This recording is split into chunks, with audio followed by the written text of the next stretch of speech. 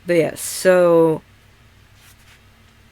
one of my most controversial ones that I'm going to come on, and this is one I don't know if I really hear talked about often. I know there was a study done on this with Dr. Powers, I believe, where he had asked his patients about this. And if you don't know who Dr. Powers is, he's a big endocrinologist and researcher in the field of transitioning and stuff. And they had asked, like, oh, if you could take a pill that would make you a cis person, you know, make you your gender, make your gender your sex or whatnot, would you do it? And I guess a lot of people actually said no, that they were offended to even be asked that question. I am non-binary, so, you know, if there was more acceptance and whatnot of intersex, then I guess my sex would be intersex if I had a biological sex that aligned with my gender identity. But I've also heard people be upset with non-binary people trying to use intersex as an argument to explain non-binary. It's complicated. But if I could choose to not be trans, like if I could choose to be a cis person, whether it be male or female, whether it's my biological sex or not, I would. But because of the day and age that we live in, it's not that I'm not proud of the community. It's not that I'm like, I know people are like, this is so transphobic of you to say. I don't think there's any shame in being trans. I don't think there's anything wrong with being trans. But it sucks to be trans, especially in the day and age. I mean, obviously, back in the day, even worse to be trans, you know, like when they didn't have words for it, or when there definitely were laws against it, or this or that, or, you know, threats of being thrown in an asylum or jail because of it. Obviously, we've progressed since then. It still doesn't make it better. I mean, it doesn't make it that less hard that what trans people go through nowadays. Being trans, especially non-binary, can be confusing and in constant state of, what if I'm wrong? What if I mean, not every trans person feels this way either. Like, this is my personal experience. My experience does not reflect upon even most, like, not, let alone all, most people. That's my experience, 1 in a million, you know. And maybe there's a good handful of people who can relate to my experience and stuff like that. Who maybe, I don't know. I haven't really talked that much about these kind of things. I'm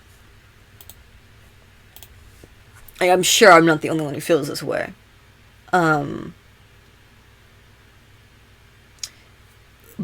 because of the day and age we live in, if I could choose to be a cis person, where I didn't have to deal with the baggage of being trans, with the judgment and the discrimination and the drama and just confusion, everything, yeah, I'd freaking give that up. I'd freaking give up my depression, even though I feel like it makes a part of who I am. Yes, I can say that much. It does.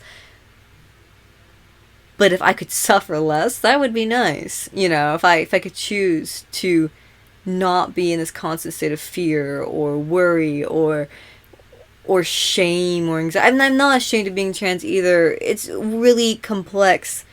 Saying shame, I know, makes it sound like I am ashamed, but it's such complex feelings about everything.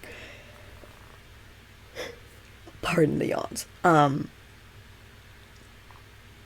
And it sucks. Really, it really truly does suck to be in this place. And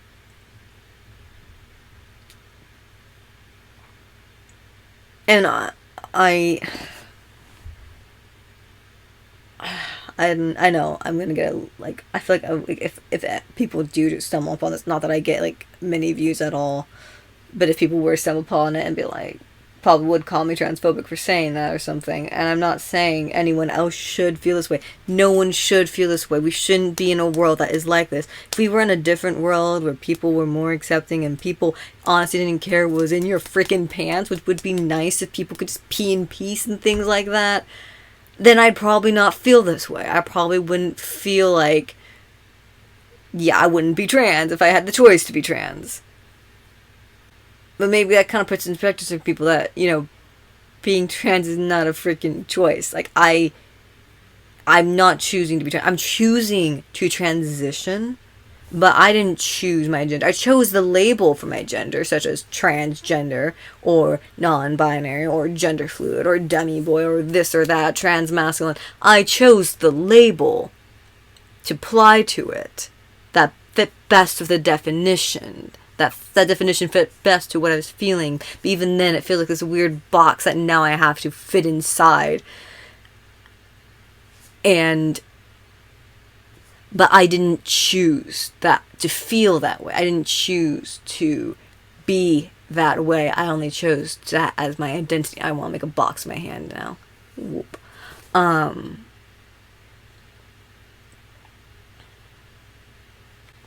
I'm fortunate that I haven't really lost friends over being trans.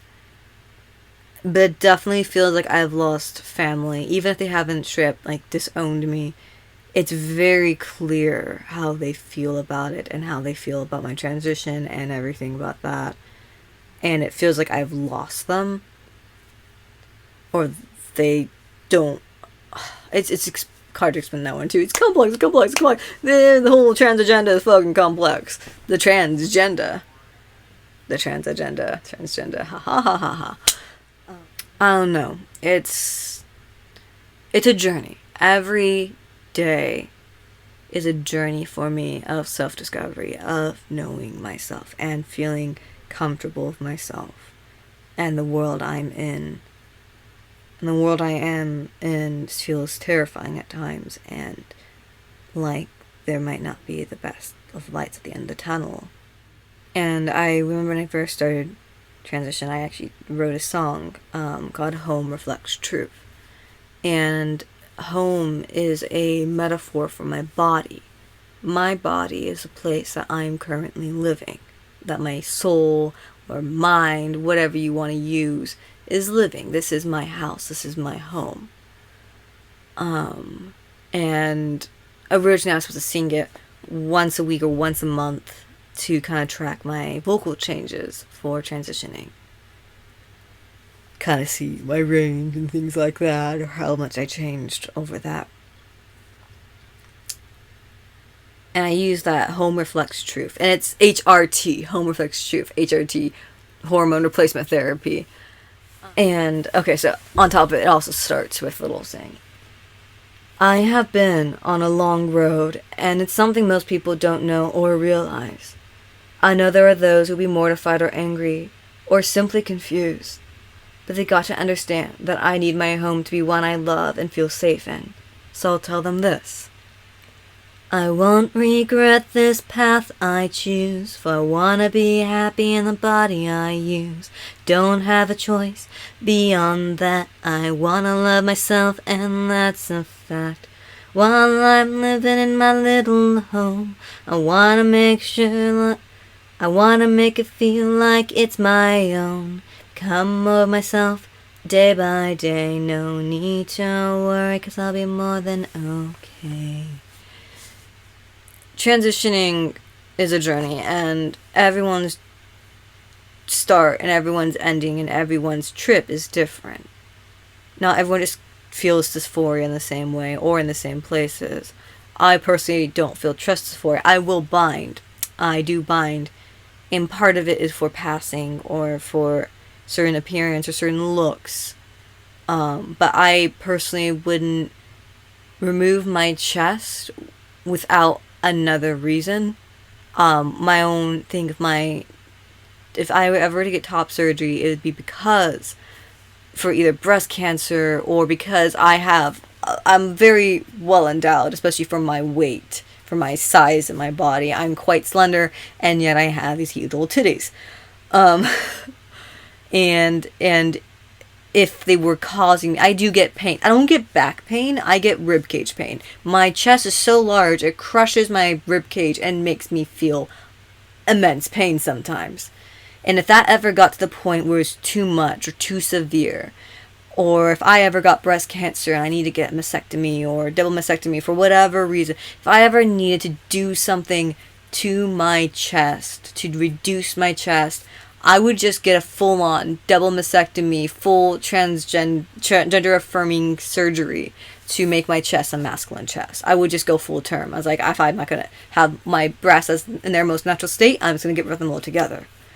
And then I could be able to walk around shirtless. That'd be nice. I like the idea of being able to walk around shirtless. Like, that's probably the most tempting thing about top surgery for me, is being able to walk around topless without it being a huge problem.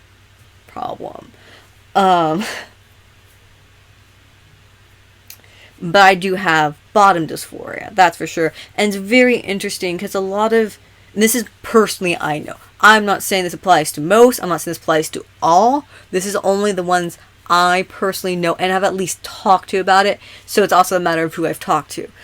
Where a lot of trans men or trans masc even, like non-binaries included, that I know who are AFAB, non-binaries who I know are AFAB, and trans men who are, well, obviously trans men are AFAB, who they tend to have top dysphoria and definitely want to get top surgery. But a lot of the ones I know don't actually have bottom dysphoria. That I personally know. Remember, personally know. I'm not saying most, not saying all. Like, I know a handful of them actually are like, no, I don't want bottom surgery. I like my downstairs. I like being able to use it and stuff like that. And I was actually, me having bottom dysphoria, that was one of my biggest cues that I was transgender or like wanting to transition.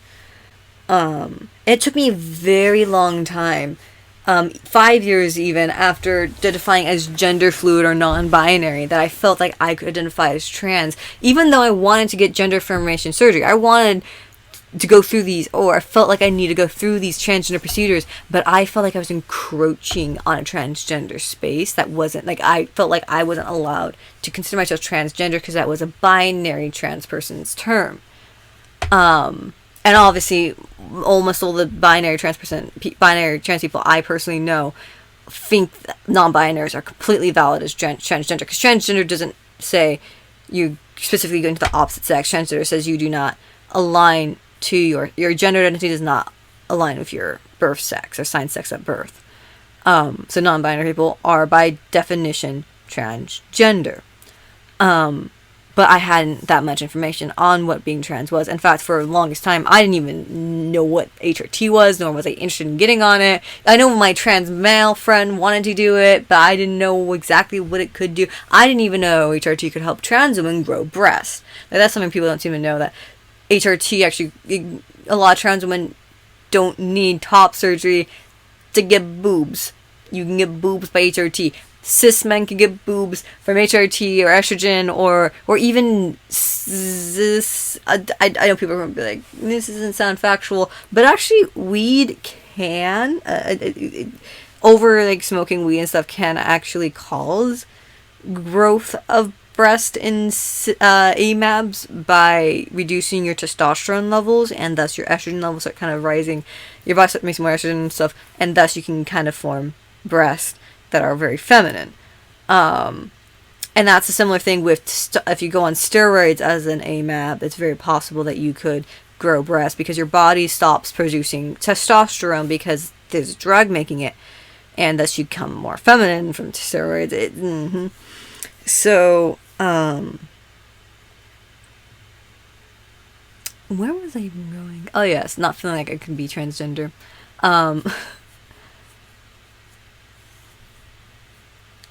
Every day has been a journey for myself, and I don't regret the surgeries I've had thus far, or HRT. I was for a while trying to lower my dosage and try even whittling myself off of it. For a couple of reasons, I decided to go back to my normal dosage. I do gel, so it goes by pumps. When I started, I got put on 2 pumps. Eventually, I was raised to 3 pumps, and I've been on 3 pumps for a good long while, for over a year. And back in July or June, I went down to 2 pumps, and I was planning on going down to 1 pump eventually. And then by the end of the year, this year, I was planning on getting off of HRT altogether. If I ever want to go back on it again in the future, maybe. I ended up recently, for a number of reasons, changing it, where I just was so exhausted and so, like, fatigued, because if you mess with your hormone levels, it will make you exhausted and fatigued. But also, there was the fact that I'm going to be traveling soon, and I want to kind of be able to pass better and stuff. But then also, my dysphoria keeps going back up and down and up and down. It's like a wave. And I'm trying to get to this point where I'm more comfortable in femininity again. And that's part of the reason why I was like, I think I'm ready to start glowing my HRT.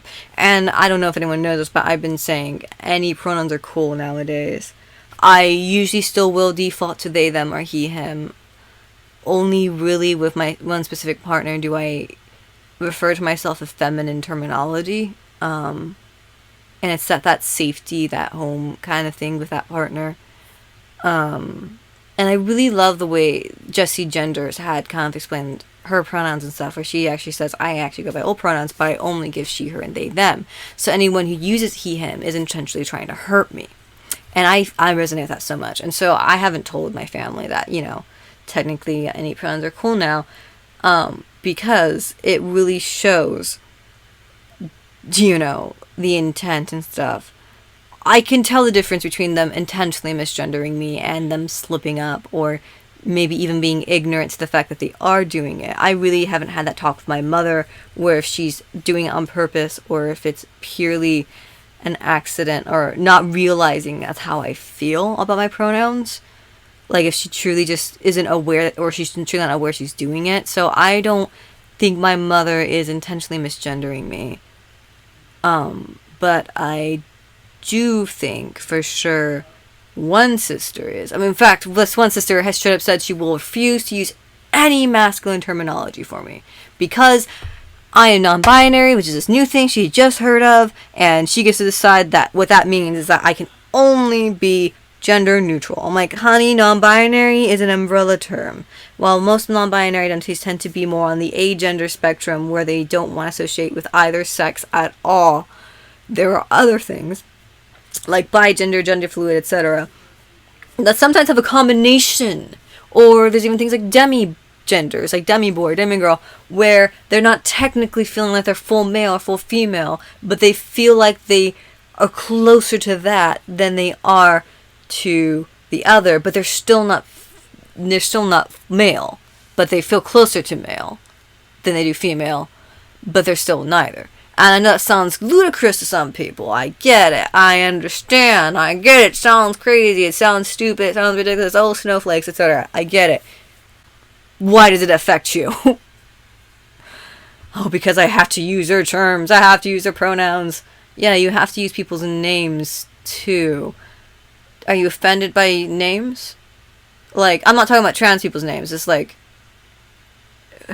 why do you care so much about what's going on in someone else's life and bodies if it has no effect on you aside just, have to referring to them as they or he or she or whatever name they give you, be it Edgar or Alan or Elena or this or that. I don't get it. Why do you have to make a point that it infringes on who you are and what you are? There are cis women who you might think are men because of PCOS or because of how they dress. Like maybe they're very butch lesbian. They're very butch. You don't have to be lesbian to be very tomboyish and butch. I think butch might actually specifically be a lesbian term, so I apologize. You don't have to be lesbian in order to be a very masculine woman kind of thing, cis or trans. And you don't have to be gay to be a feminine person. There's plenty of straight drag queens, which might surprise people.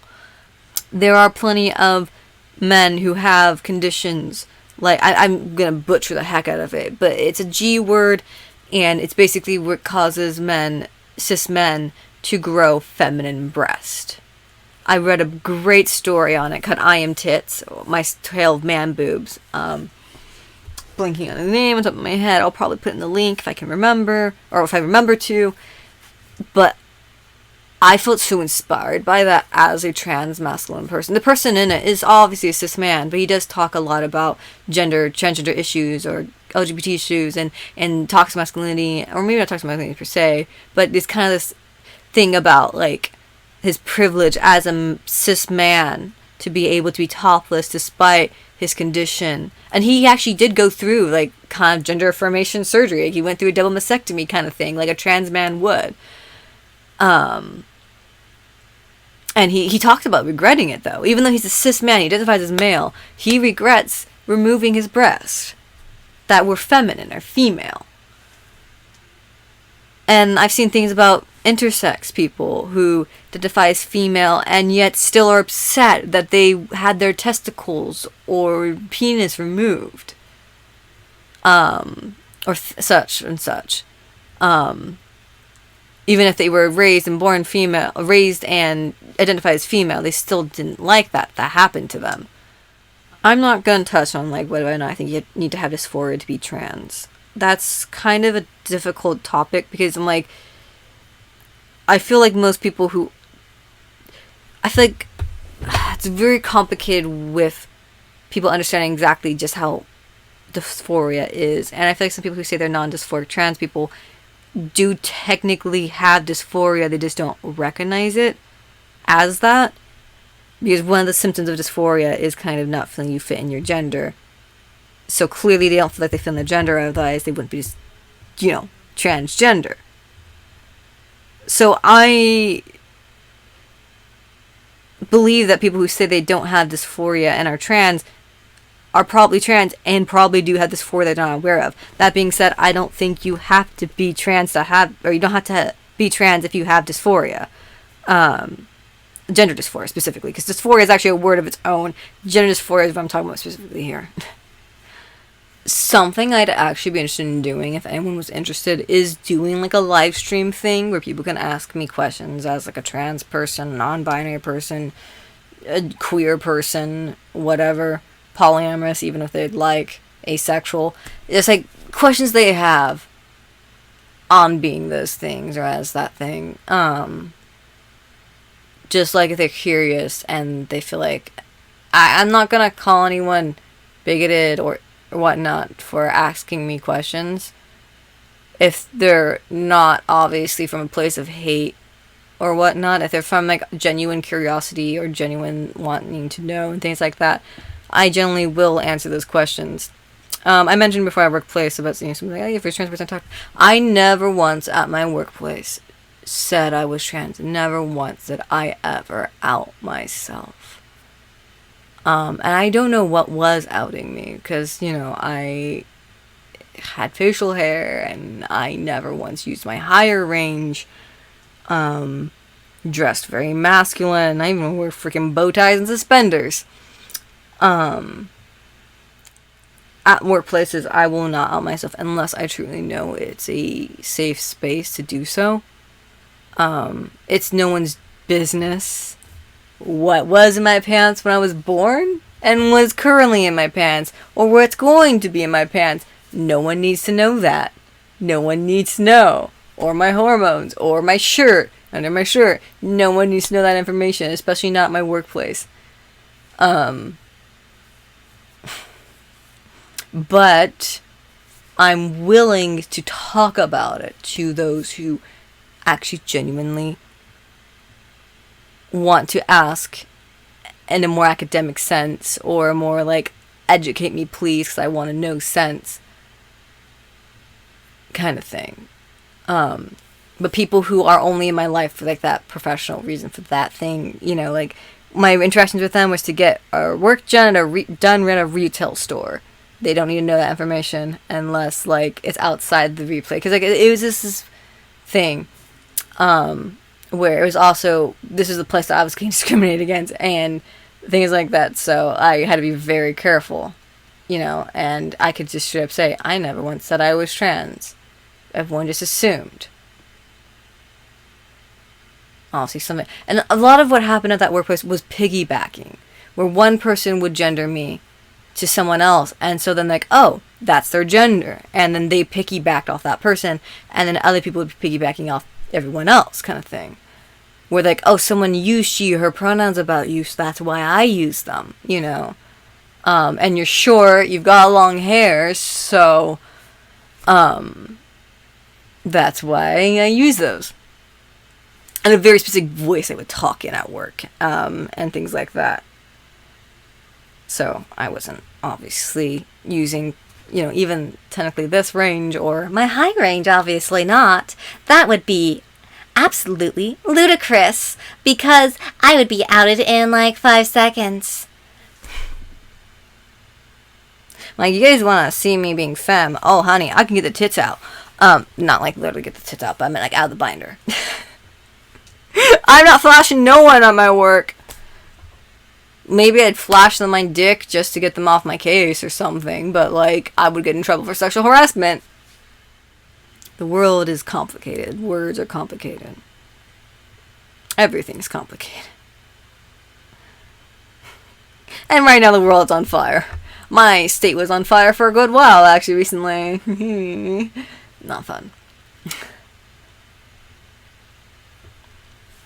I don't know what I was trying to accomplish with this. I don't know, maybe venting. I don't even know if I'll even upload this, if I get around to it, if I forget, or too lazy to edit, because it's now like over half an hour of me just freaking rambling about my opinions, and who gives a rat's ass about my opinions. Honestly,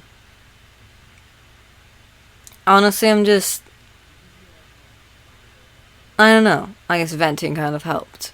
Talking it out, even if I'm never going to show this to anyone. I'm sorry, I keep yawning. I'm at this point where I am fucking exhausted, and there's this big part of my brain's like, it's time to check out. This other part of my brain's like, no, we are awake, And I'm like, no, we're not. Let me sleep. I'm tired. I've been up forever, and I've had a long day.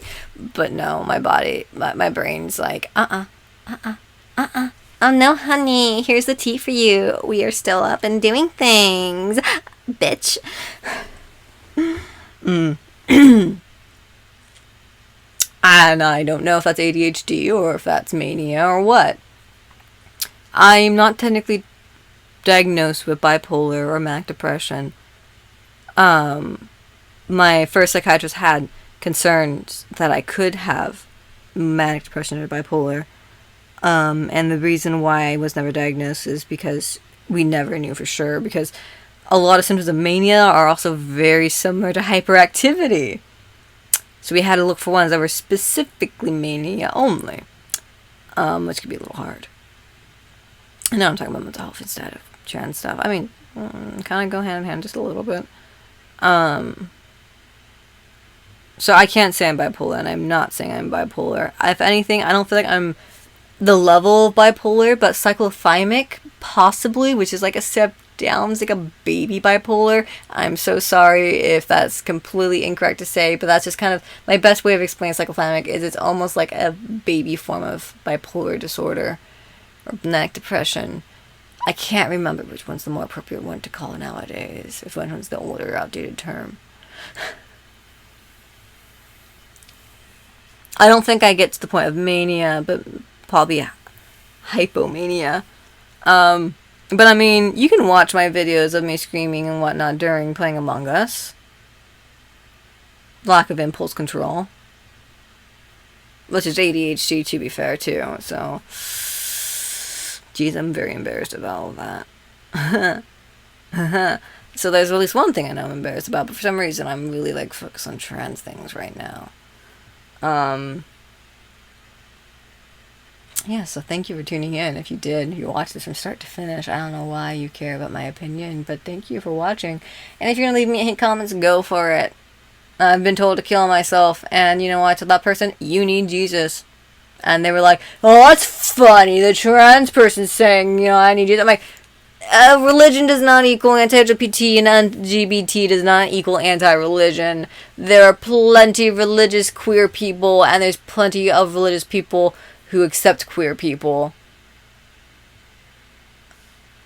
So, it's just your church, buddy. You need Jesus. Trust me.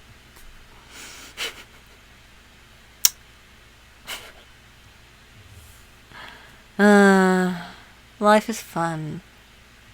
Quarantine's fun. I've been in quarantine for like almost a year now because I started early. I started earlier than everyone. I started in December Because I lost my job.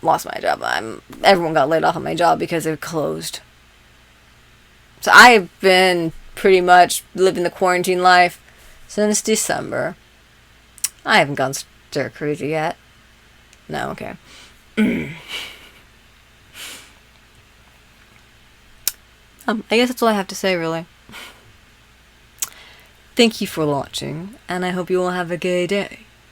Well, they're glad that you stayed, yet you wasted yet another day. Their videos are bored, but they've got lots more in store. It's deranged Royal Faye.